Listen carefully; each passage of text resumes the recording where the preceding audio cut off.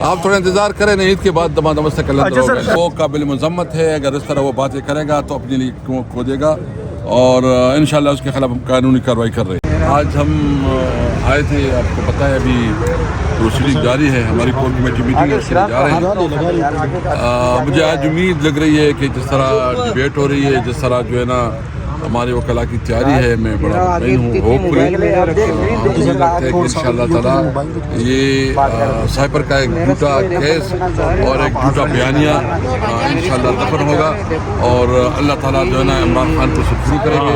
عمران خان جو ہے نا اس سچویشن سے باعزت طور پر نکلیں گے. اچھا بتائیے گا، آج ہائی کورٹ کی جانب سے عدالتوں میں پیش کرنے کا کہا گیا ہے، تو کیا لگتا ہے آپ پیش کیا جائے گا انہیں عدالتوں میں؟ دیکھو، عدالتوں کا فیصلہ ہے، اس کا احترام کرنا چاہیے، عدالتوں میں فیصلہ کرنا چاہیے. اور یہ تو بہت معصوم سا معذرت خانہ رویہ ہے کہ سیکیورٹی کا ایشو ہے. بھائی اسٹیٹ اتنی بڑی اسٹیٹ ہے، اتنی بڑی وسائل ہے، کیسے آپ کے پاس جو ہے نا سیکیورٹی کا ایشو ہے؟ یہ کسی طور پر قابل قبول نہیں ہے، اور عمران خان کو پیش کرنا چاہیے تاکہ وہ تھوڑا عوام کے ساتھ بھی بات کرے. آپ کا ایک لیڈر ہے جو اس قوم کے لیے کھڑا ہے، اور میں تمام قوم سے امید رکھتا ہوں کہ عمران خان کے ساتھ کھڑے ہوں، کیونکہ انہوں نے اس ملک کی ساورینٹی کی، اس ملک کی آزادی کی اور حقیقی آزادی کی بات کی. اس نے پاکستان کی پاکستانیت کی بات کی، تو اس لیے مجھے امید ہے کہ قوم عمران خان کے ساتھ. اسد قیصر صاحب، آپ عمران خان صاحب کے ساتھ اسٹارٹ سے چلتے آ رہے ہیں جب سے پارٹی بنی ہے. آپ کی لاسٹ ٹائم ان سے ملاقات بھی ہوئی، جس میں پھر آپ نے باہر آ کے بتایا کہ آپ کے جو چھوٹے بھائی ہیں وہ ڈپٹی اسپیکر بننے جا رہے ہیں، اور پھر وہ نہیں بن سکے. کون تھا جس نے نہیں بننے دیا یا کیا ہوا؟ دیکھیں، پارٹی فیصلہ ہوتا ہے.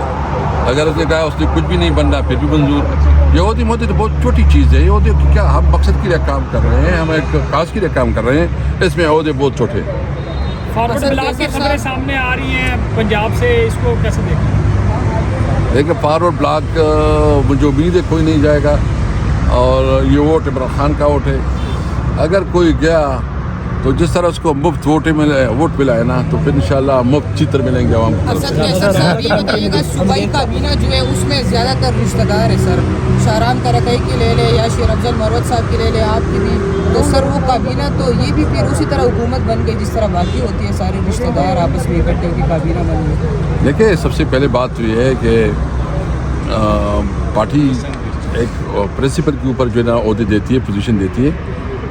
میرا بھائی اگر ایم پی اے بنا ہے یا جو ہے نا منسٹر بنا ہے، تو اس کی میرے سے زیادہ خدمات ہے. وہ پارٹی کی جو ہے نا مختلف پوزیشن پہ رہا ہے، عہدوں پہ رہا ہے، اس کی بہت بڑی اسٹرگل ہے. تو اس میں میرا کوئی کنٹریبیوشن نہیں ہے، اس کا اپنا ذاتی کنٹریبیوشن ہے جو اس نے اپنے آپ کو ثابت کر دیا. رانا ثناء اللہ کی طرف سے بیانات آ رہے ہیں عمران خان کے خلاف. آپ تھوڑا انتظار کریں نا، عید کے بعد دمادم سے عمران خان زندہ باد، زندہ باد عمران خان کی طرف سے جو بیان آ رہے ہیں اس وہ قابل مذمت ہے. اگر اس طرح وہ باتیں کرے گا تو اپنے لیے کھودے گا، اور انشاءاللہ اس کے خلاف ہم قانونی کارروائی کر رہے ہیں.